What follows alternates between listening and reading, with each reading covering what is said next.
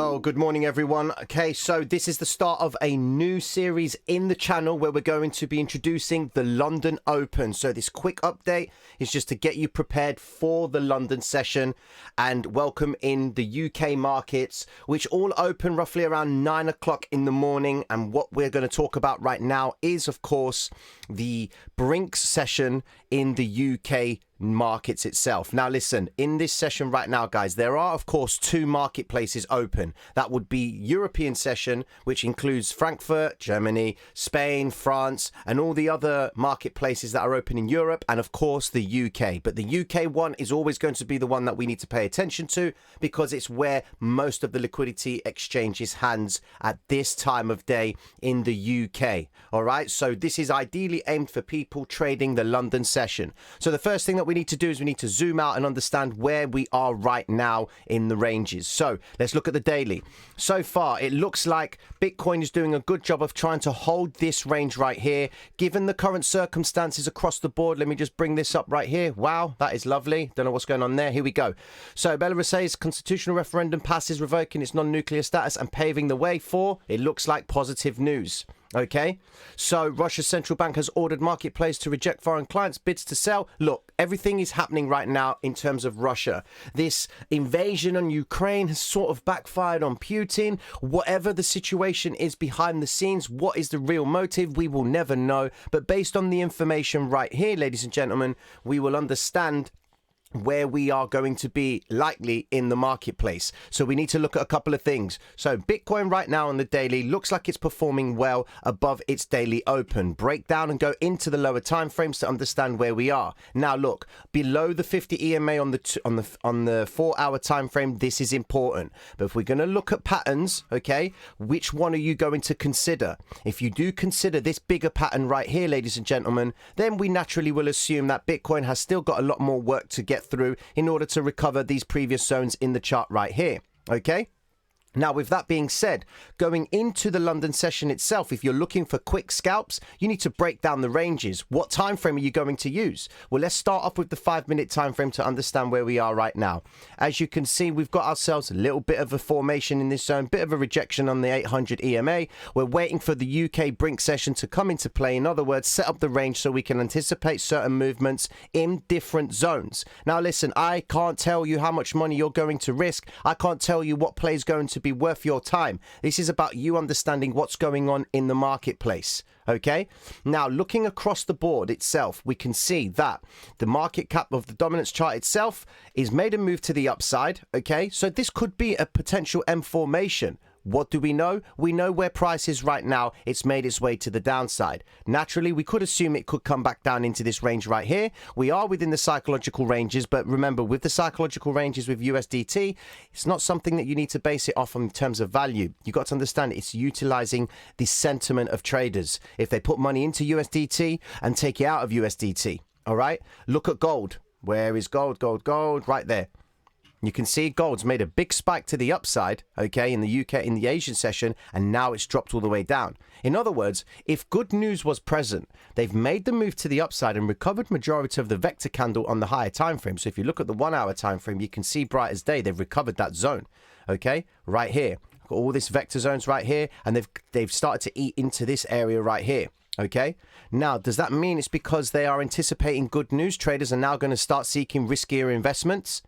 Does that imply that the sentiment's going to change and we're going to start to see some good behavior in the marketplace and Bitcoin's going to start rising and gold's going to start dropping?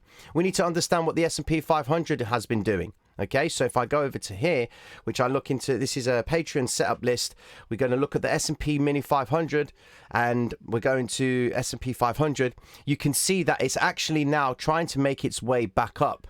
Okay, and what we're trying to assume is if this is going to go up, then Bitcoin is likely to follow suit. But it all depends on what is being negotiated in these talks that Russia's going to have with Ukraine. Okay, now listen, going into Bitcoin itself, we just need to be aware that in the Brink session, we do naturally anticipate the Brinks to set up the range for the rest of the day. We are trading within the psychological ranges itself, so we're now testing the idea of what the market maker's trying to do, because remember, when they move away from the psychological ranges at speed at the start of the week, we can anticipate them to come back to it at some point. They've already done that last night, and they've already made their way back into that range. So if Bitcoin can hold this range, then we are likely to see some more upside potential. Where that upside potential is going to be based on your understanding of the hybrid system. Remember, we can't know exactly if Bitcoin's going to move from this point and move to here and drop.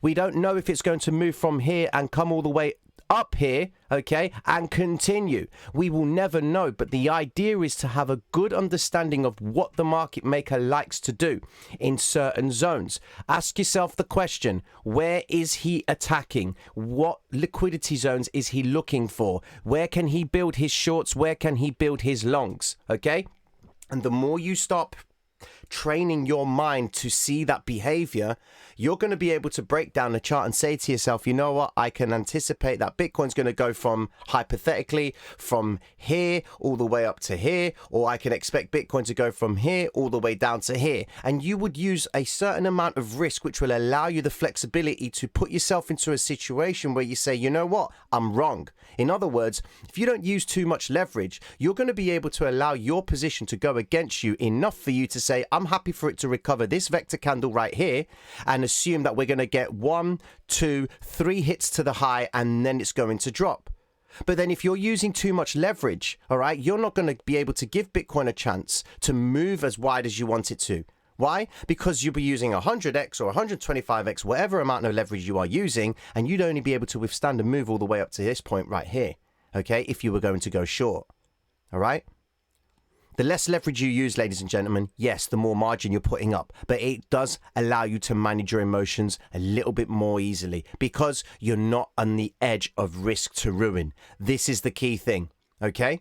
So diving into the smaller time frames, all right, in the Brink session, you can see as it stands, they've done a good job of breaking away from the psychological low. Pay attention to the next half an hour of price action. Okay, that usually will determine what they're likely to do for the rest of the session. If Asia have marked price down lower, then the UK are going to want to do something in return. Okay, have yourselves a wonderful day, ladies and gentlemen. I won't be streaming this afternoon as I do have my daughter with me. Mad love and respect to all the people passing through and subscribing to the channel and showing love.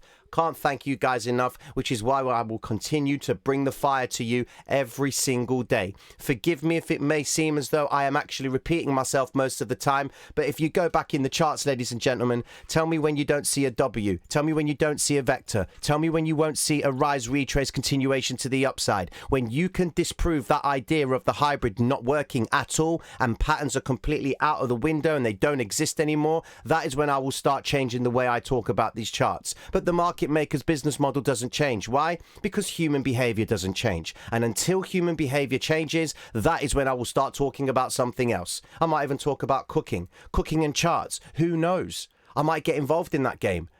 Ultimately, when there is a change in the marketplace, we're going to be ready for it. But until you get rid of fear and greed, the marketplace will do exactly the same thing. And what is it that we're always waiting for? The when. Mad love and respect, ladies and gentlemen. Have yourselves a wonderful day. Please trade safely, and I will catch up with you later on. Take care of yourselves. Peace.